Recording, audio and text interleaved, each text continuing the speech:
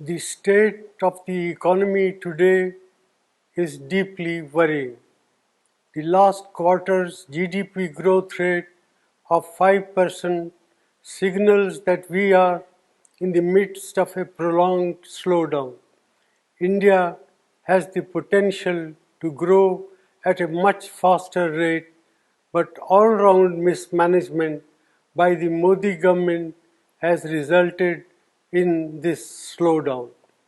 It is particularly distressing that the manufacturing sector's growth is tottering at 0.6%. This makes it very clear that our economy has not yet recovered from the man-made blunders of demonetization and a hastily implemented GST. Domestic demand is depressed and consumption growth is at an 18-month low.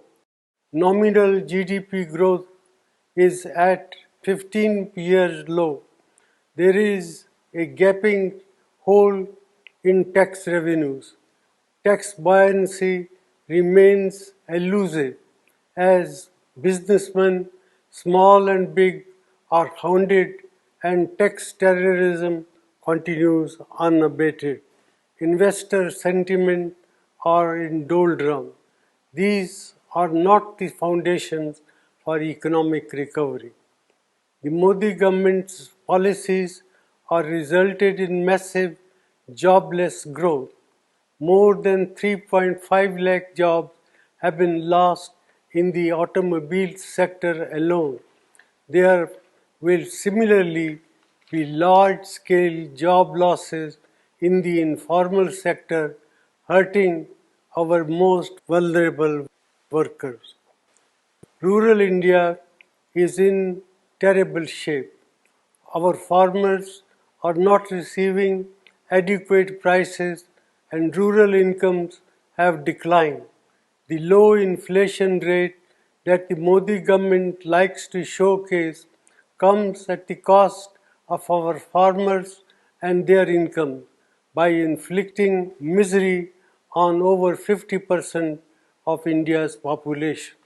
Institutions are under attack and their autonomy is being eroded. The resilience of the Reserve Bank will be tested after its record transfer of rupees 1.76 lakh crore to the government, which claims that it does not have a plan on what it will do with this windfall. In addition, the credibility of India's data has come under question under this government. Budget announcements and rollbacks have shaken the confidence of international investors. India has not been able to increase the exports to take advantage of opportunities that have arisen in global trade due to geopolitical realignment. Such is the state of economic management under the Modi government. Our youth, our farmers and our farm workers, entrepreneurs and the marginalized sections deserve better. India cannot afford to continue down this path.